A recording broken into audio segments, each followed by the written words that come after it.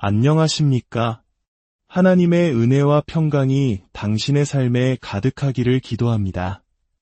오늘 우리는 잠시 일상의 분주함을 내려놓고 우리 영혼의 호흡과도 같은 기도에 대해 깊이 묵상하는 시간을 갖고자 합니다.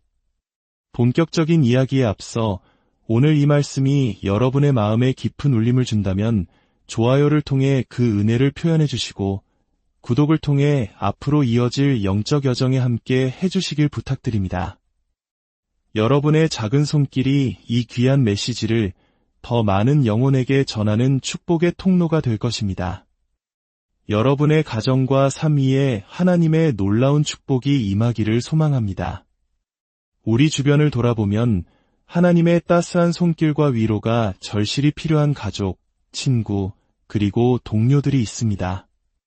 어쩌면 그들은 삶의 무게에 짓눌려 방향을 잃었을 수도 있고 마음의 상처로 인해 하나님을 멀리하고 있을지도 모릅니다. 바로 지금 여러분의 마음속에 떠오르는 그 사람의 이름을 조용히 불러보십시오. 그리고 잠시 동안 그 영혼을 위해 함께 기도하는 시간을 갖겠습니다.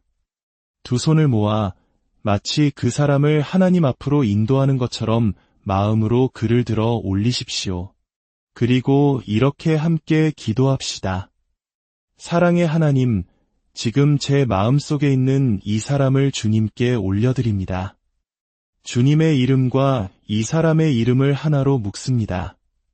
존의 이름을 예수님의 이름에, 셀리의 이름을 예수님의 이름에, 브라이언의 이름을 예수님의 이름에 연결합니다. 주님, 이들을 가까이 이끌어주시고 당신의 따스한 사랑으로 감싸 안아 주십시오. 이들이 어떤 잘못을 저질렀다 할지라도 제 마음속에 그 어떤 원망도 남기지 않겠습니다. 오직 주님의 용서를 선포하며 이들의 마음에도 주님의 용서가 강물처럼 흐르게 하옵소서. 예수님의 이름으로 기도드립니다. 아멘. 오늘 우리는 기도하지 않는 삶이 치러야 할 값비싼 대가라는 주제로 이야기를 나누려 합니다. 이 메시지가 여러분에게 죄책감을 주거나 무거운 짐을 지우기 위함이 아님을 먼저 말씀드립니다. 오히려 이 시간을 통해 우리가 얼마나 놀라운 특권, 즉 언제나 하나님과 교제할 수 있는 기도라는 선물을 받았는지 깨닫고 그 특권을 온전히 누리며 살아가도록 서로를 격려하기 위함입니다. 예수님께서는 우리에게 쉬지 말고 기도하라고 말씀하셨습니다. 이는 단순히 정해진 시간에 기도하는 것을 넘어 우리의 삶 자체가 하나님과의 끊임없는 대화와 교제가 되어야 함을 의미합니다. 기도는 케이크 위의 장식과 같은 것이 아니라 우리 영혼을 살리는 핵심적인 양식입니다. 기도가 없는 삶은 우리에게 어떤 영향을 미칠까요? 지금부터 성경 속 6가지 이야기를 통해 그 무거운 대가를 하나씩 살펴보겠습니다. 첫 번째 대가는 유혹에 쉽게 무너지는 삶입니다. 누가복음 22장에는 예수님께서 겟세마네 동산에서 기도하시는 장면이 나옵니다. 그 고통이 너무나도 극심하여 땀이 핏방울처럼 변할 정도였습니다. 바로 그 직전 예수님께서는 제자들에게 그들이 모두 당신을 버릴 것이라고 예언하셨습니다. 특히 베드로에게는 내가 닭 울기 전에 3번 나를 부인하리라는 충격적인 경고를 하셨습니다. 그리고 예수님께서는 베드로에게 그 유혹을 이길 수 있는 단 하나의 방법을 알려주셨습니다. 바로 기도였습니다. 예수님은 제자들에게 말씀하셨습니다. 시험에 들지 않게 깨어 기도하라. 하지만 슬픔에 지친 제자들은 잠들었고 결국 베드로는 예수님의 경고대로 처참하게 그분을 부인하고 맙니다. 여기서 우리는 중요한 영적 원리를 발견합니다. 기도는 우리를 유혹으로부터 지켜주는 영적인 방어막과 같습니다. 기도는 우리에게 영적 분별력을 주어 우리가 마주할 상황 속에 숨겨진 위험을 미리 감지하게 합니다. 기도가 없는 삶은 마치 안개 속에서 등대 없이 항해하는 배와 같습니다. 우리는 눈앞에 보이는 상황에만 집중하다가 우리 내면의 약점을 파고드는 유혹의 암초에 부딪히게 됩니다. 우리는 수많은 영적 싸움에 불필요하게 힘을 소모하게 되고 창의성과 잠재력을 도둑맞게 됩니다.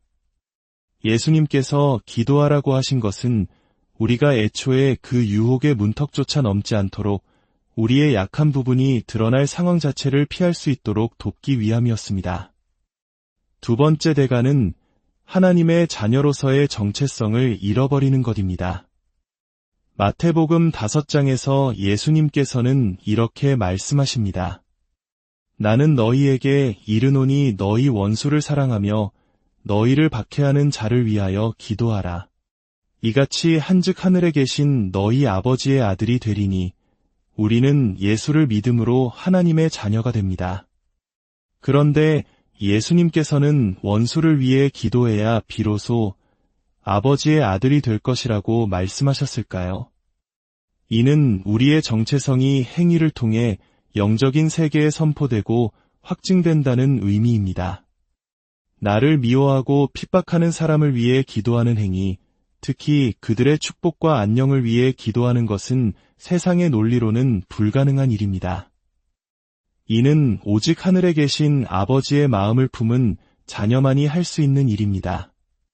우리가 원수를 위해 기도할 때 우리 자신뿐만 아니라 온 영적 세계가 우리가 진정 누구의 자녀인지를 목격하게 됩니다.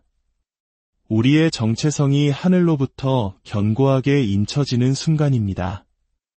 특히 한국 문화 속에는 한이라는 깊은 정서가 있습니다. 억울함과 원통함이 쌓여 응어리진 마음입니다.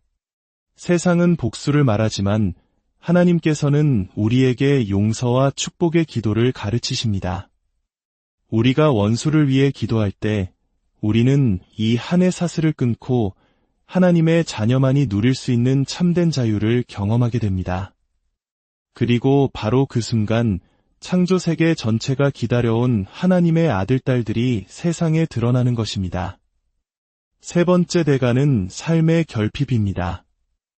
야고보서 4장 2절은 충격적인 진실을 우리에게 알려줍니다. 너희가 얻지 못함은 구하지 아니하기 때문이요. 기도의 부재는 우리 삶의 결핍을 낳고 그 결핍을 더욱 깊게 만듭니다. 많은 사람들이 그저 하나님께서 무언가 해주시기를 막연히 기다리며 살아갑니다. 그러나 대부분의 경우 하나님께서는 우리가 먼저 행동하기를, 즉 기도하기를 기다리고 계십니다. 물론 식사 때마다 드리는 감사 기도도 중요합니다. 하지만 당신의 삶에 거대한 산과 같은 문제가 버티고 서 있다면 좀 더 깊이 파고들 필요가 있습니다. 당신이 마주한 문제의 무게만큼 당신의 기도의 무게도 달라져야 합니다. 가벼운 기도는 가벼운 응답을 가져올 뿐입니다. 만약 당신이 하늘이 움직이기를 원한다면 먼저 당신의 마음이 움직여야 합니다.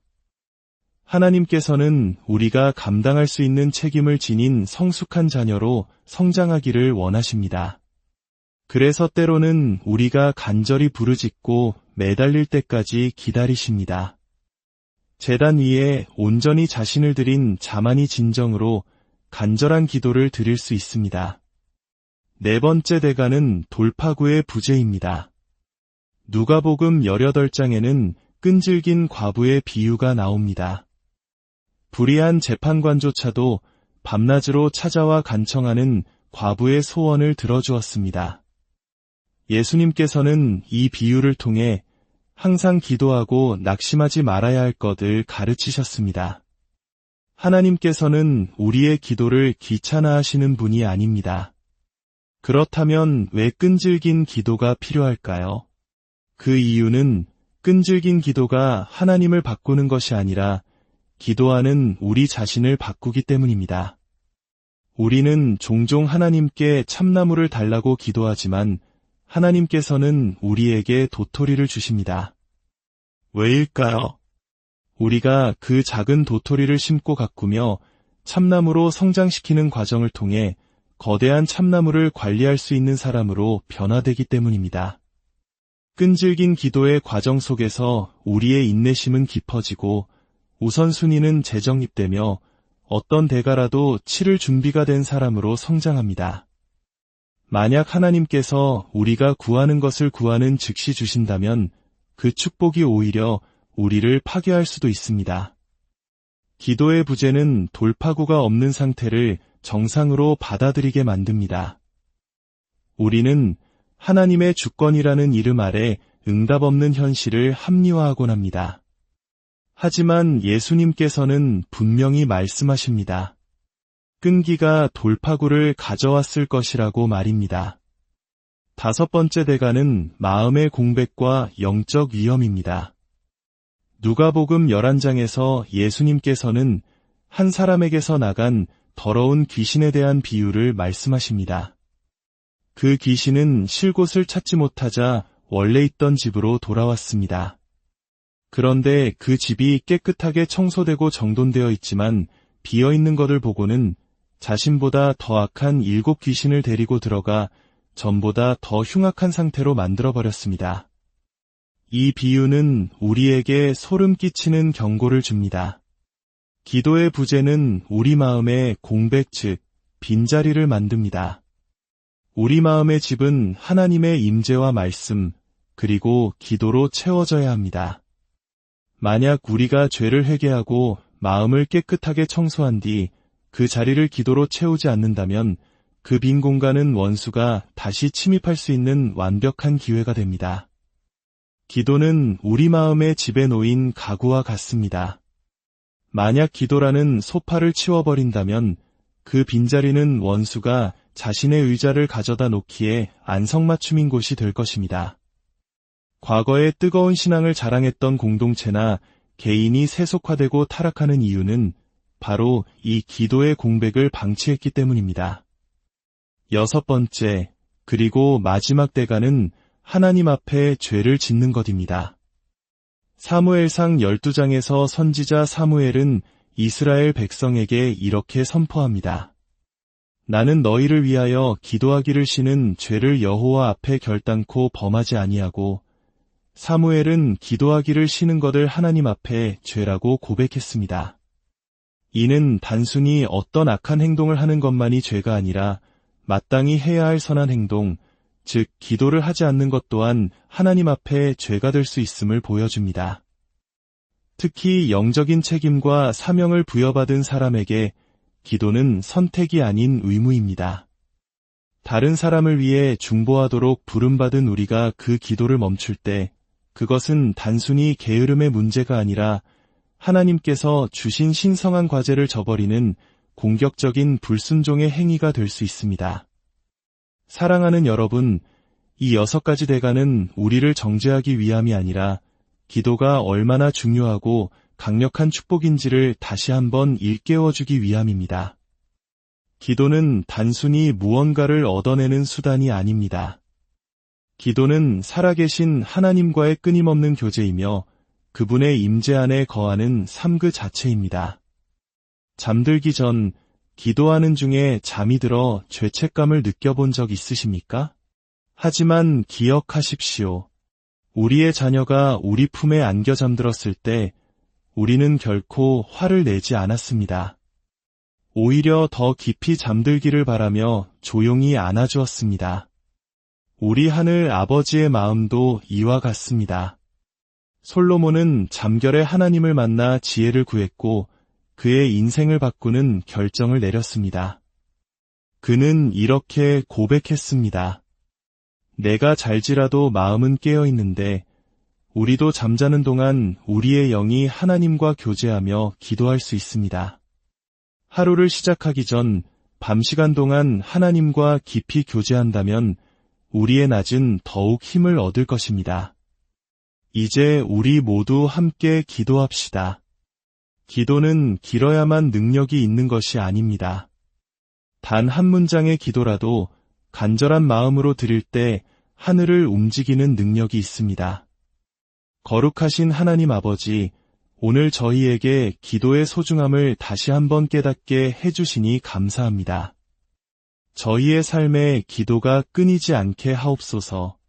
예수 그리스도께서 보이셨던 그 기도의 영을 저희에게도 부어 주시옵소서. 그리하여 우리 삶의 모든 순간이 주님과의 끊임없는 교제가 되게 하시고 어떤 유혹 앞에서도 넘어지지 않으며 하나님의 자녀다운 정체성을 잃지 않고 결핍이 아닌 풍성함을 누리며 모든 막힌 담을 허무는 돌파를 경험하게 하옵소서. 우리 마음의 집을 주님의 임재로 가득 채워주시고 우리에게 맡겨진 영혼들을 위해 기도하기를 쉬는 죄를 범치 않게 하옵소서. 이 모든 말씀 우리를 사랑하시는 예수 그리스도의 이름으로 기도드립니다. 아멘. 여러분의 삶에 기도의 불꽃이 다시 한번 타오